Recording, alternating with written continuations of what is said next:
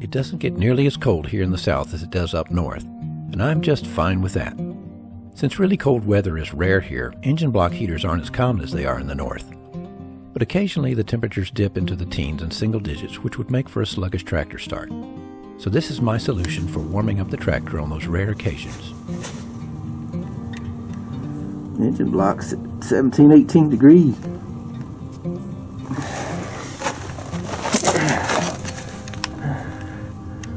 Transmission reservoir also at 18, 19 degrees. See what we can do about that.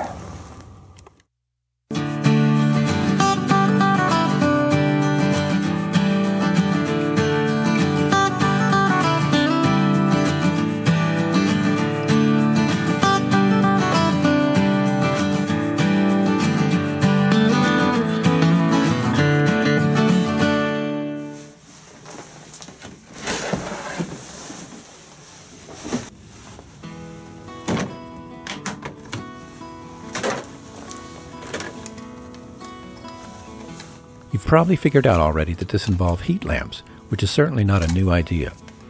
However, you may find some of my improvements on the idea worth considering.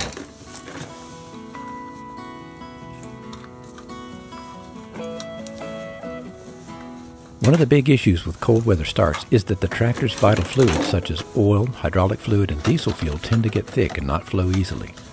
So it occurred to me that maybe I should focus the heat on the areas that will warm the fluids first and then the engine block indirectly. So that's today's experiment.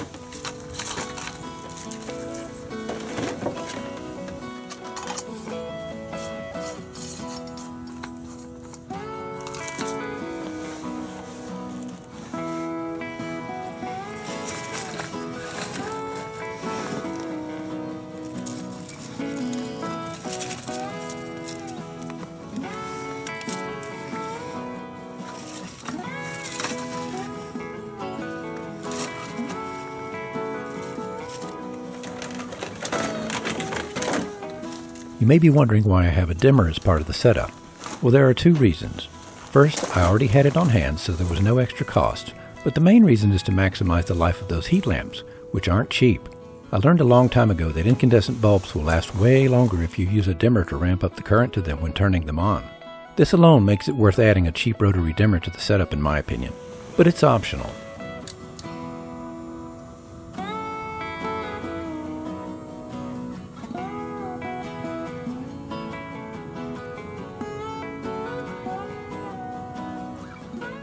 Alright, let's see where we're at.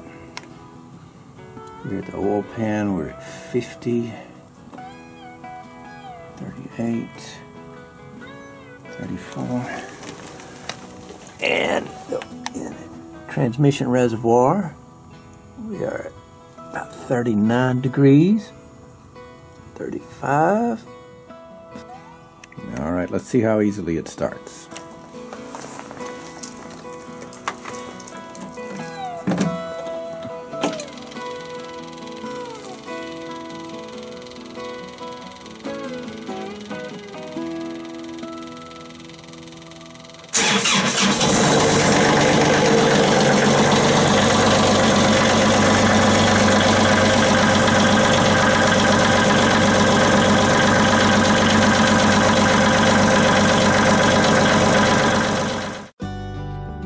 I think during the next cold snap I'll try to use a clamp-on fixture to heat the side of the engine block in addition to the oil pan lamp.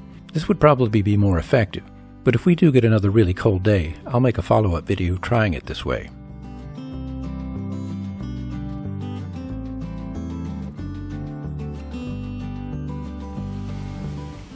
So let me show you how I made the tractor heater upper. It can be as simple as a clamp-on light fixture with a 250 watt heat lamp bulb. But why settle for a simple solution when a more complicated one will do? To make an oil pan heater in addition to the heat lamp, I used a 2-conductor power cord, a light socket, and a block of wood to provide a solid base. I used a piece of pressure-treated deck board. One thing to keep in mind is the total height of the bulb, socket, and block of wood should be less than the clearance between your tractor oil pan bottom and the ground, by about an inch or so. When wiring the power cord to the light socket, it's very important to wire the neutral and hot conductors to the correct terminals. The neutral is the wider of the two plugs and the hot is the narrow one.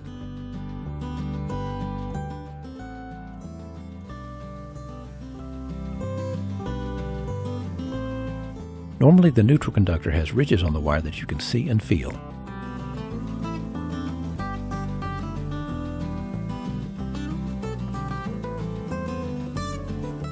I made sure the neutral conductor was connected to the silver screw, which is the neutral connection on the light socket. The hot conductor connects to the gold or brass colored screw.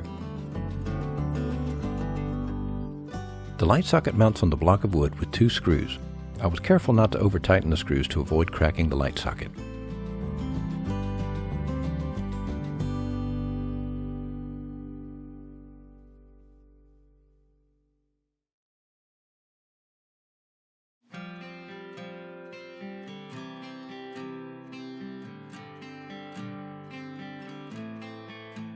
Let's take a look at the innards of the dimmer circuit.